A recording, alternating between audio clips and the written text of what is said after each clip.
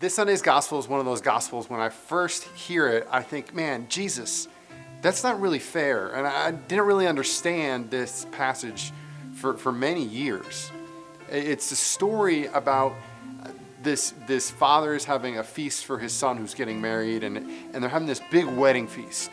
And the people who are invited don't come to the wedding feast, aren't coming. So he sends out his servants to call the people off the streets to come to the wedding feast. And he comes into the wedding feast and he finds people not prepared. They're not wearing wedding garments. And so he drags, it says to drag them out. They're punished severely for not being prepared for the wedding feast. And at first I would read this and hear this and I think, man, he just brought people in off the street. Like, this doesn't seem fair. And it seems kind of like a lot of people's notion of God, that God is inviting us to something and we can't show up until we're ready, until we've changed. God will love us when we're perfect.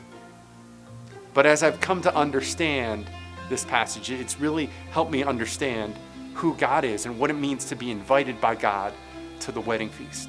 That back in Jesus' time, when you would come to a wedding feast, before you would come in, there were different garments you could choose from, a wedding garment to wear.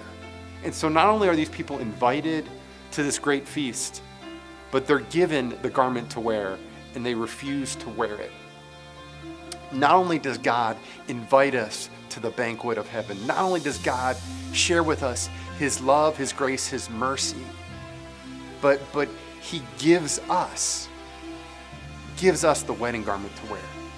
It's not something we've earned or something that it's ours because we brought it with us, but God puts it on us. God wants to bring change in our lives.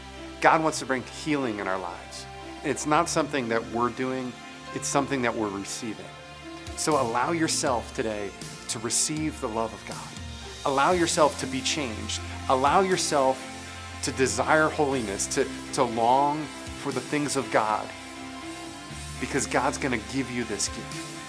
God's going to work in you. And it's such a great joy to be invited to the wedding feast, to be invited to celebrate what God has done. And that's our invitation every day, but especially on Sunday as we come to Mass. We're invited to the feast.